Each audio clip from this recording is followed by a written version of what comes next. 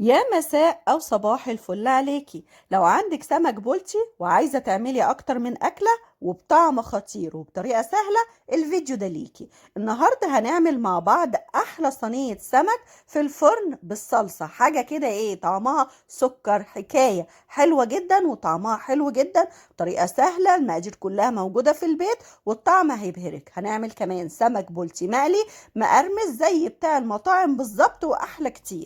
كمان سمك مكرونة مقلي، حاجة كده برضو طعمها تحفة جدا، وطبق سلطة، وكمان شوية رز. عملت رز صيادية بطريقة سهلة وبسيطة، هقولك على كل التفاصيل وكل التركات. بس أهم حاجة تابعي معايا الفيديو للآخر، ويا ريت لو عجبك الفيديو ما تنسيش تعملي لي لايك وتشتركي معايا في القناة وتفعلي زر الجرس عشان يوصلك مني كل جديد من وصفاتنا. شايفة السمكة ماسكة نفسها ازاي ومع ذلك بتدوب في البق، كان طعمها خرافة. يلا نبدأ ونشوف عملناها ازاي. اول حاجة انا نضفت السمك كويس جدا جدا وحطيته في مصفى عشان يصفي ميته خالص. هعمل بقى التتبيلة دول قرنين شطة، وانا بحب اعمل التتبيلة بشطة. ممكن انت تحطي معاها فلفل او تعمليها بفلفل بس. حطيت كمان كام فص توم، ودي تقريبا راس توم من الجديد كده، بيبقى ليه ريحة وطعم تاني مختلف عن القديم اللي كان عندنا من السنة اللي فاتت. هحط بقى معلقة كمون، معلقة فلفل اسود، ونص معلقة بابريكا. دي تتبيلة كانت عندي قديمة، بس أنا هقلبهم مع بعض عشان حابة أعملها بالثوم الجديد. هنزل كمان بشوية كزبرة ناشفة وبتبقى حلوة جدا مع السمك، معلقة حلوة كده من الكزبرة الناشفة. وهحط كمان شوية كاري لو عندك. الكاري حلو جدا برضو مع السمك. حطيت تقريبا معلقة كاري حلوة كده، وشوية خل. والملح طبعا هحط معلقتين ملح وهضرب الكلام ده كله.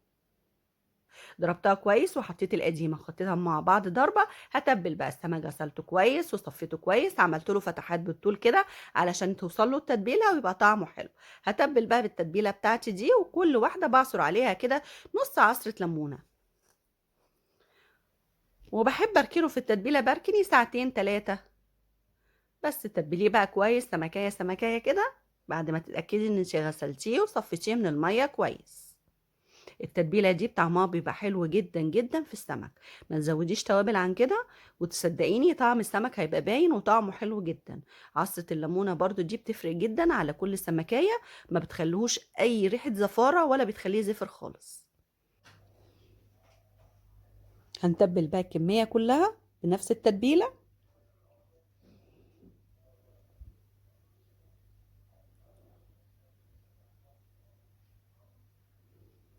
وبعد ما اخلص كله هقوم عصر عليهم كده ليمونه كامله.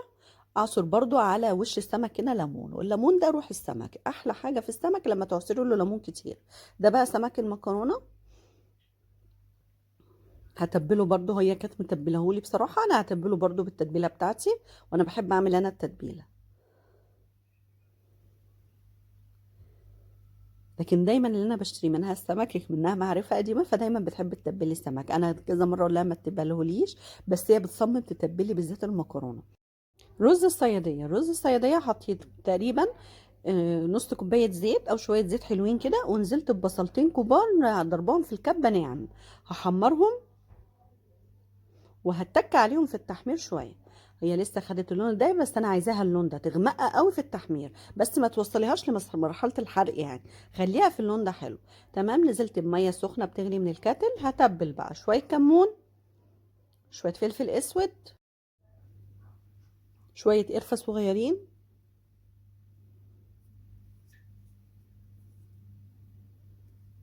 وحبة 7 بهارات، ونص معلقة حبهان ورق لورا بودرة،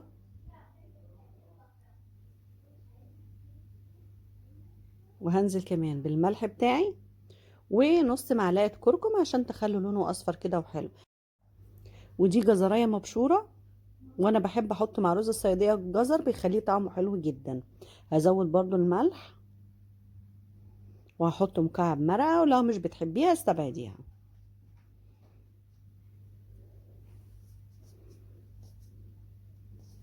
وهسيب الكلام ده كله ياخد غلوة كده على النار عقبال ما اغسل الرز. كمية الرز دي بتاعتك بقى. هحط شويه ميه، ازود شويه ميه. دي طماطمتين كده بشرتهم وهحطهم، خدت بس منهم اللحمه ورميت الجلد بشرتهم. خلاص قربت تغلي الميه بتاعتي، نزلت بقى بالرز، كميه الرز بتاعي هقلبها واظبط الحطق واغطيه. اول ما يغلي ويدخن هوطي عليه النار واسيبه يستوي براحته خالص. هقلبه بقى وادوق الحدق، لقيته محتاج شويه ملح ازوده شويه ملح، وزودته شويه ميه. حطيته الملح دقته لقيته عايز ملح، حطيت له معلقه ملح، قلبته كويس وغطيته وسبته بقى لحد ما يدخن ووطيت عليه النار. هنعمل بقى السمك ده شويه دقيق، وانا ما بعملش سمك غير بدقيق، وهيطلع مقرمش معاكي وزي الفل.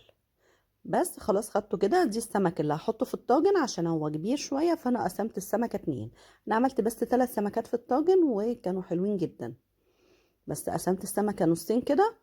وهاخدهم احمرهم، وهحمرهم كويس جدا.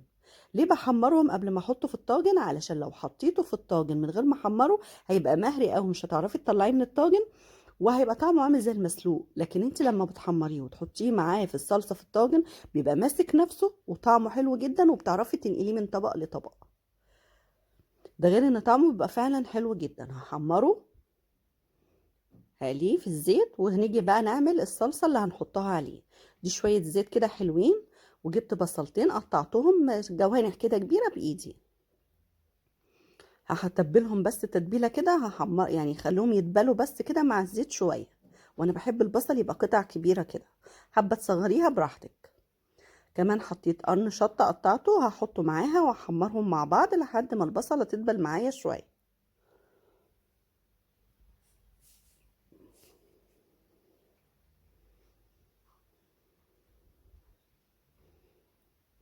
هقلب فيها لحد ما تدبل. السمك كان استوى كمان، هحطه بس بحب احطه على سلسلة الظهر كده 5 عشان اضمن ان هو استوى معايا كويس، لان السمكية كبيرة. بحطه بس دقيقة واحدة مش اكتر. هطلعه بقى على الصفاية بتاعت الزيت علشان اضمن انه ينزل كل الزيوت الزيادة اللي فيه. بحب اوقفه كده، وهكمل بقى تحمير لحد ما اخلص كمية السمك اللي عندي. حتى بنفس الدقيق وبنفس الحاجة هحمر السمك المكرونة زي البولتي بالظبط، بس هاتي شوية على المكرونة النار. بس هحط القلية التانية. انا كنت عاملة بس في الطاجن 3 سمكات.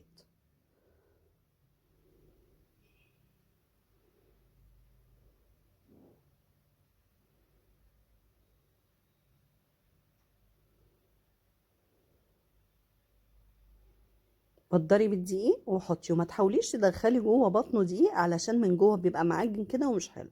من على الوش بس كده وبتضريه كويس. زيت غزير، وكمان ما يكونش النار عالية قوي، النار متوسطة. خلاص البصلة اهي ابتدت تدبل معايا. بس نزلت بقى بالصلصة، ودي كانت صلصة عندي جاهزة عيناها في الفريزر. نزلت بكمية الصلصة بتاعتي كده، وهسيبها لحد ما تفك معايا وتتسبك. في الوقت ده انا مغلية مية في الكاتل ومولعة الفرن، مقايدة الفرن على درجة حرارة عالية. هزود برضو المية، فكت معايا خلاص الصلصة، هزود المية. هزود شوية معلقة صلصة كده من الجاهزة عشان يبقى لونها احمر كده وحلو، لان الطاجن ده بيحب ان هو لونه يكون احمر قوي. حطيت معلقة صلصة من الجاهزة.